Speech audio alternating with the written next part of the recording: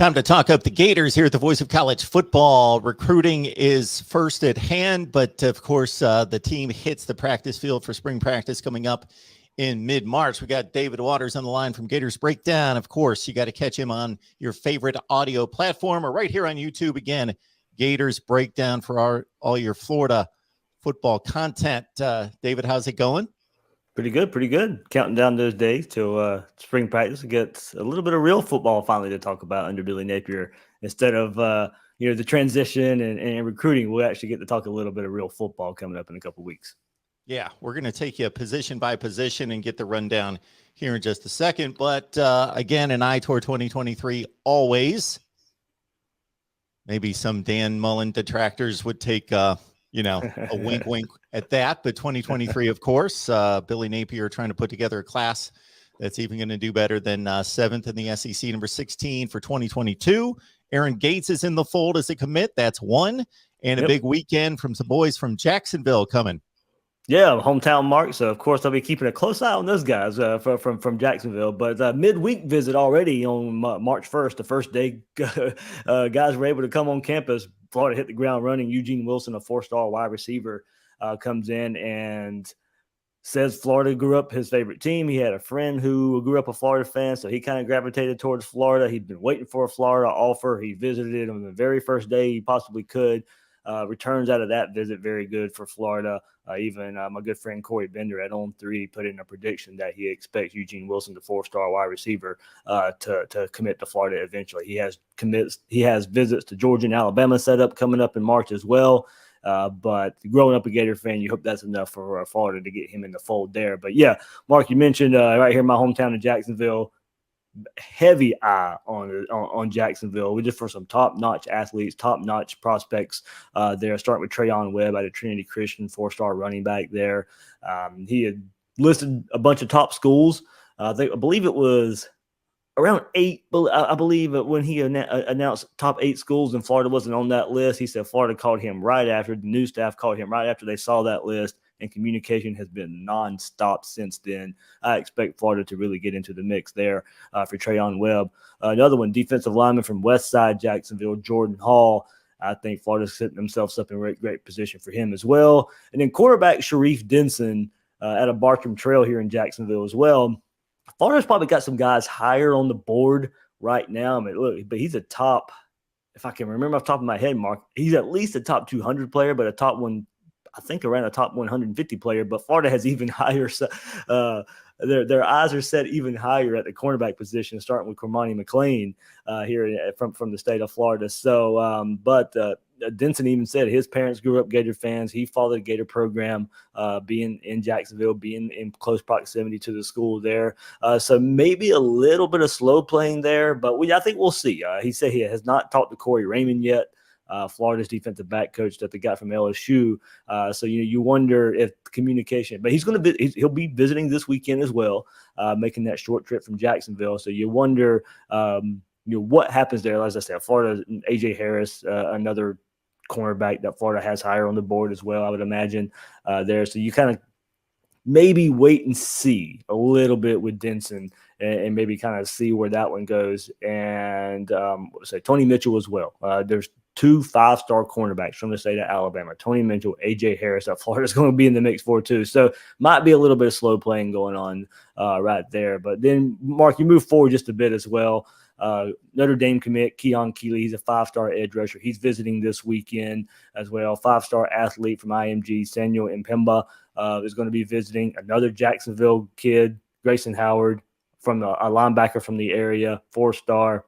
He'll be visiting this weekend as well. So Florida's getting 5 stars, 4 stars on campus, Mark. And now we'll just see the difference in this staff.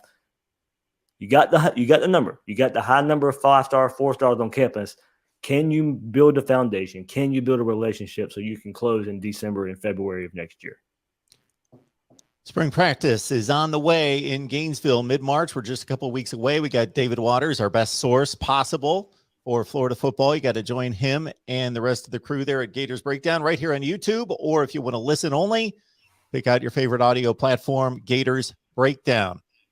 All right, David, let's work through the offense here. Anthony Richardson, this seems to be a Florida norm at quarterback to a certain extent, although Kyle Trask broke the mold, and maybe Will Grier for about 6 games in regards to a lot of ceiling, a lot of rough edges, needing a lot of polish, but a lot to work with. And Anthony Richardson's the latest. Yeah, Mark, you hope he bounces off that. He had that knee surgery, meniscus surgery, where he did not play in the bowl game, of course, versus UCF. He should be ready to go for spring practice. Probably not 100%, but he'll be able to take part in a lot of the activities Florida will be doing. And look, in spring, you're not really going to be – Billy Napier doesn't really run the quarterback a whole lot. There's been that ability to be able to with Levi Lewis, but you don't have to run the quarterback. And that's not a staple of a Billy Napier offense, is the quarterback being able to run the ball like it was so much under Dan Mullen until, Kyle Trask comes in and throws the ball 40 times a game. So, I think it'd be just fine that Anthony Richardson will be limited. Now, you hope there's no setbacks. You hope he's still able to take part in spring practice. But Florida's got a lot of numbers there, Mark. First, you're going to have to split reps between Anthony Richardson, Emory Jones, Jack Miller, Carlos Del Rio Wilson, Jalen Kitna. There's a lot of bodies there for Florida as they head into spring practice. And look, Mark, there's no way Florida takes all those guys into fall camp. I would expect Emory Jones, we'll kind of see. There was the rumors of transferring around the bowl game, and we'll see where that goes. He's going to be graduating from Florida in May, so that could just be one reason to stick around. Get a degree from Florida, and then go transfer after spring. But I mean, if he goes out there and Billy Napier could unlock something, and Emory Jones looks much better than what he did last year, I'd expect him to stay and to compete for that starting role. But Mark, when it's all said and done, even though Jack Miller comes in as a transfer, even though you have Carlos Del Rio Wilson and Jalen Kitna in the fold as well, I expect it to be Anthony Richardson as long as there's no setbacks. At the running back spot, you got Dameon Pierce, you got Malik Davis off to the NFL. Of course, the NFL Combine going on this week. And Mark, before you go forward, Dameon Pierce getting rave reviews at Senior Bowl and all that because look, he just didn't get used enough. Florida fans screamed, "Give Dameon Pierce the ball!" And for whatever reason, even though the offense was struggling, Dan Mullen just refused to give Dameon Pierce the ball. But he's getting rave reviews at the Senior Bowl heading into the NFL Combine this week. Yeah, and those guys both, I can't really distinguish the two out of the backfield as pass receivers because I know that they both did some damage, and the NFL is going to love that and increase their value there as well. Lorenzo Lingard's a guy that people have been waiting to break out. He barely touched the football last year. So the running back room looks like you mentioned Lorenzo Lingard, but you can't forget about Naquan Wright, but he's the one returning guy who had a lot of production last year as well, but he was injured in that FSU game, the season finale last year, Mark. So probably will be, I doubt he does much in the spring, but if he does, I expect to be very, very limited in the spring. And look, Florida needed to hit the transfer portal for a running back because if Naquan Wright's not available in the spring, you were only going to go in the spring with Lorenzo Lingard and DeMarcus Bowman. You need more running backs than that. So now Montrell Johnson comes over from Louisiana. Billy Napier brings him over from Louisiana. He gets into this running back rotation in the spring. Then you'll add Trevor Etienne in the fall, Travis Etienne's little brother who committed to the Gators. So you'll have some depth there with Naquan Wright, DeMarcus Bowman, Lorenzo Lingard, Montrell Johnson. But, Mark, I think now, as much as Gator fans want to see Lorenzo Lingard because he was a 5-star recruit, as much as they want to see DeMarcus Bowman because he's a 5-star recruit, Montrell Johnson coming over with a familiarity already with Billy Napier, put up some impressive stats last year as well. You think would probably be a shoe-in to start number one with spring practice. But that's not to say DeMarcus Bowman and Lorenzo Lingard can't split the carries evenly or will not be heavy contributors as well. So I think Florida getting Montrell Johnson was very important so Bowman and Lingard aren't taking all the carries in spring, but also I think they got a pretty good player, Montrell Johnson, to transfer from Louisiana to join this running back rotation.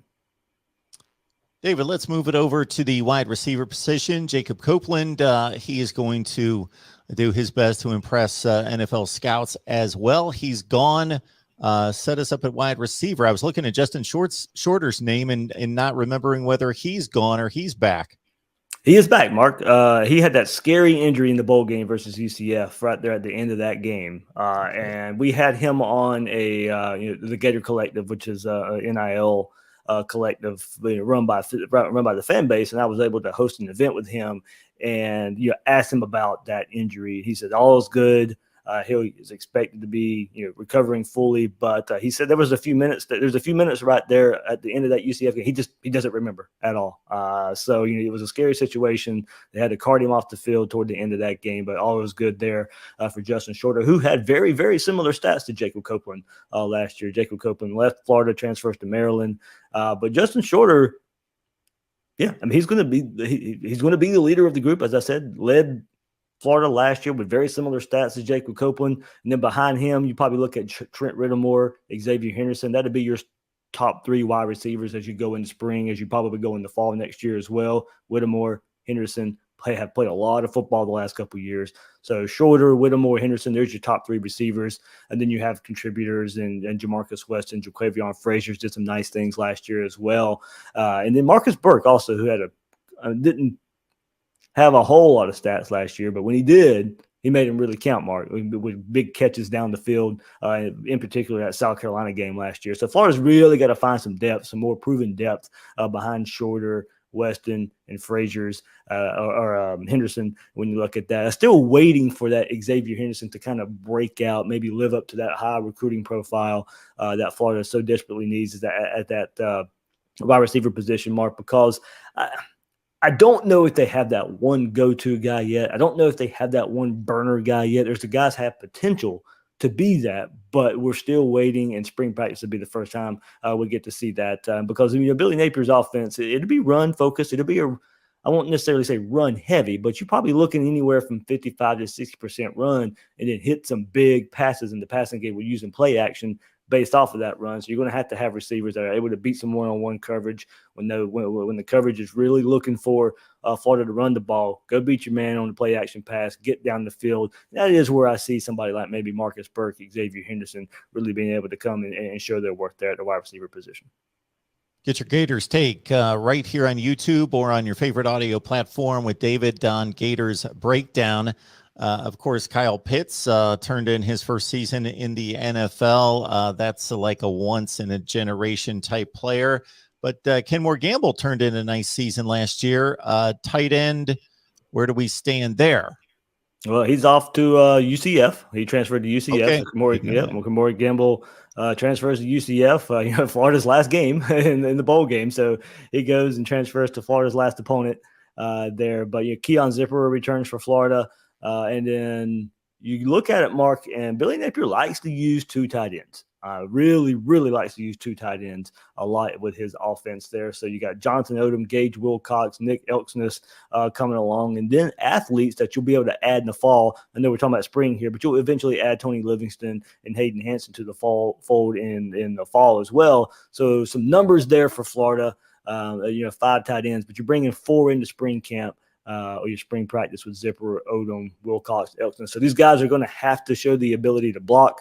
But when Billy Napier will have 2 on the field, Mark, want to be more of that H-back, versatile, more of a threat in the passing game. The other guy will be lining up on the end line, being able to block, help run block, catch some passes as well, but more so in the traditional tight end role. So when you do, you'll see 2 tight ends a lot is a very integral part of the offense under Billy Napier.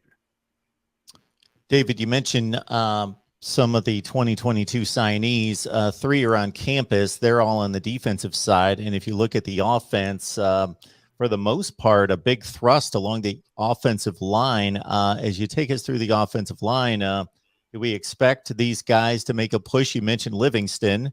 Do we expect these guys to be needed, or can they kick back for a year and learn and grow? Well, Mark, luckily Florida hit the transfer portal really hard. Or I don't necessarily say really hard, but they hit the transfer portal like they needed to bring in Osiris Torrance, who played at Louisiana with Billy Napier. He could have went to the NFL, and he could have went to Georgia. He could have went to Alabama. He could have went to Auburn. He could have went to LSU.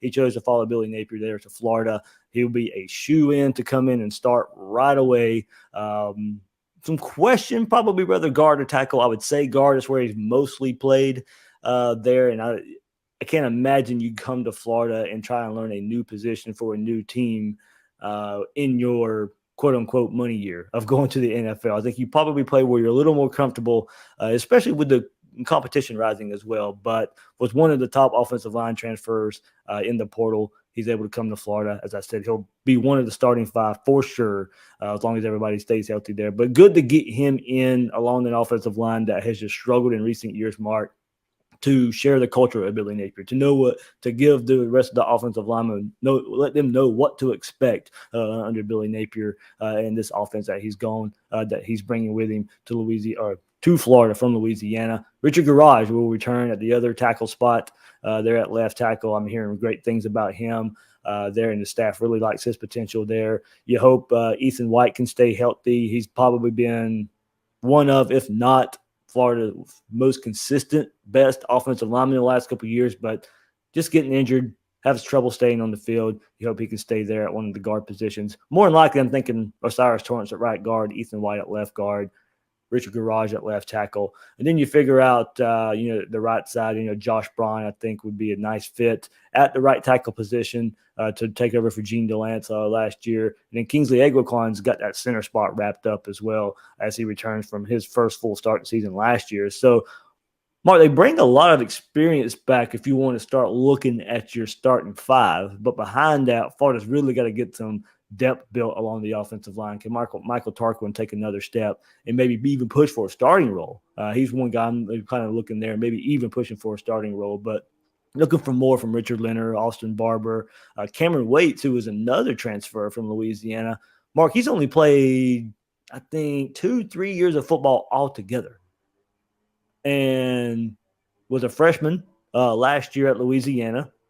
Didn't play a whole lot, but then when he put his name in the transfer portal, just based off of his measurables, he is massive. And I forget the exact numbers here that I have in front of me. He's massive, big body, and 24/7 gave him a transfer rating of like 90, just based off of potential, his size potential there. So you're probably looking at more of a project there for Cameron Waits, but massive, massive size there. You hope he's able to develop, like Billy Napier's been able to develop a lot of offensive linemen in the last few years at Louisiana. So you're expecting more from that transfer portal there from Cameron Waits, but young guys Florida's already had along the offensive line, like Richard Leonard, Yusef McGarble, and Austin Barber. It's an intriguing offense. You got 2 experienced quarterbacks. You don't know who's going to start. We know who the fans want to have start, but we know who's got most of the experience.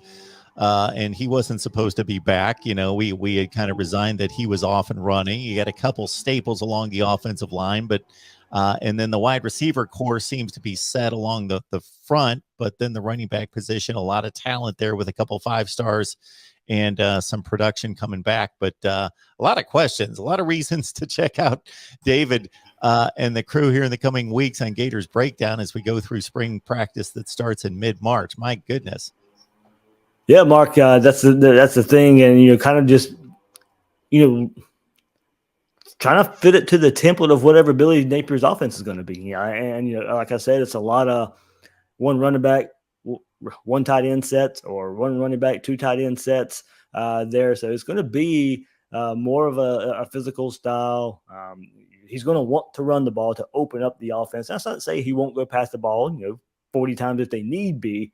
But if you ask Billy Napier how he wants his offense to be, it's going to be out there and go run the ball and establish the run game, and then build your look. Mark, we know the basics of football forever. If you can run the ball, you can do anything you want to on offense. So that's the basis of Billy Napier's offense. Some pistol sets I think we'll see that I'm a big fan of, especially with what Florida has at quarterback, what Florida has at running back, the potential there. So, Mark, if they can get and look, I know it's a repeat question from the last 2 years. If they can figure out offensive line, you got some transfers coming in. You got some guys used to Billy Napier, you've elevated the talent level by bringing Osiris Torrance in. So you hope that goes a long way in Florida, really bolstering that offensive line. So there's a lot of potential, Mark, a lot of talent on this offense. They just got to find a way to unlock it.